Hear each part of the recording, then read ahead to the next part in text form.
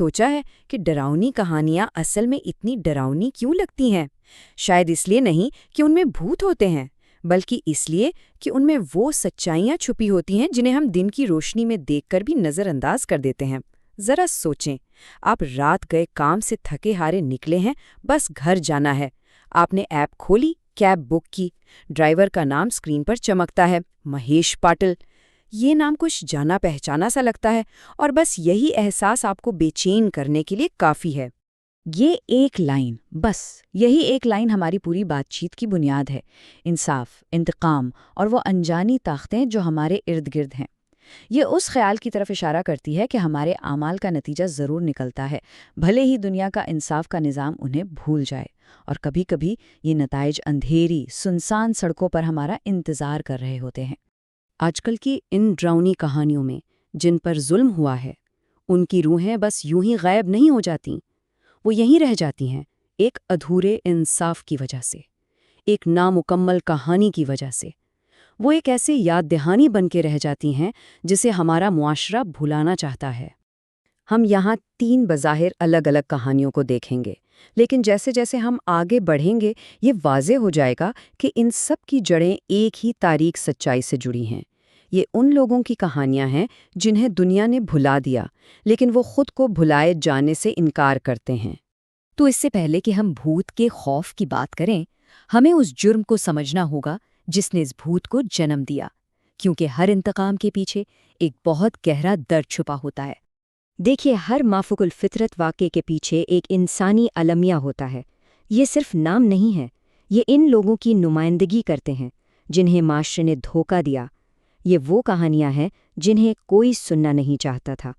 مہیش کی کہانی شہر کی بے حسی کو دکھاتی ہے، ایک ایسی دنیا جہاں کوئی سڑک کنارے مر جاتا ہے اور زندگی بس چلتی رہتی ہے۔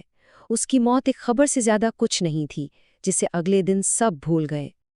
انجلی کی کہانی ان بند دروازوں کے پیچھے ہونے والے ظلم کو سامنے لاتی ہے۔ اس کی زندگی کا سب سے خوشی کا لمحہ ہی اس کی موت کی وجہ بن گیا۔ یہ کہانی ہے اس بوجھ کی جو سماجی توقعات کسی کی جان لے لیتا ہے۔ اشونی کا قتل، یہ سیدھا سیدھا مذہبی منافقت اور پسماندہ کمیونٹیز کے خلاف تشدد پر ایک تبصرہ ہے۔ اس کی آواز کو اس لیے خاموش کیا گیا کیونکہ وہ ان لوگوں کے لیے خطرہ تھی جو نفرت کی بنیاد پر اپنی طاقت قائم رکھتے ہیں۔ اور یہی وہ سوال ہے جہاں سے کہانی ایک نیا موڑ لیتی ہے۔ جب عدالتیں خاموش ہو جاتی ہیں اور معاشرہ منہ موڑ لیتا ہے، تو پھر ایک اور طاقت انصاف کرنے کے لیے اٹھتی ہے، ایک ایسی طاقت جو دنیا کے بنائے قوانین کی پابند نہیں ہے۔ جب زندہ لوگ انصاف نہیں دے پاتے تو یہ کہانیاں ہمیں بتاتی ہیں کہ مردے خود اپنا انصاف لینے واپس آتے ہیں، اور ان کا انتقام صرف تشدد نہیں ہوتا بلکہ انصاف کا ایک خوفناک توازن قائم کرتا ہے۔ مہیش کی روح کا مقصد بہت دلچسپ ہے۔ وہ کسی کو نقصان نہیں پہنچانا چاہتا، وہ بس یہ چاہتا ہے کہ کوئی اس کے درد کا گواہ بنے، کوئی اس تنہائی اور بے بسی کو محسوس کرے جسے سب نے نظر انداز کر دیا تھا۔ انجلی کا انتقام بہت براہ راست اور علامتی ہے۔ وہ اپنے قاتلوں کو وہی گھٹن اور دہشت محسوس کرواتی ہے جو اس نے اپنے آخری لمحات میں محسوس کی تھی۔ یہ صرف انصاف نہیں، یہ ایک حساب ہے جو برابر کیا جا رہا ہے۔ اس انصاف کی خوبصورتی اس کی ہم آہنگی میں ہے۔ جس چیز سے اسے قتل کیا گیا، وہی چیز اس کے انتقام کا ہتھیار بنتی ہے۔ یہ کرم کا وہ چکر ہے جو ٹھیک وہیں آ کر پورا ہوتا ہے جہاں سے شروع ہوا تھا۔ تو مافوق الفطرت انتقام کی یہ کہانیاں ہمیں ہماری اپنی دنیا کے بارے میں اصل میں کیا بتاتی ہیں؟ ان بھوتوں کے پیچھے اصل پیغام کیا ہے؟ سچ تو یہ ہے کہ ان کہانیوں کا اصل خوف بھوت نہیں بلکہ وہ سماجی برائی ہے جس نے اس بھوت کو پیدا کیا۔ بھوت تو صرف ایک علامت ہے، اصل عفریت تو خود معاشرے کے اندر چھپا ہوا ہے۔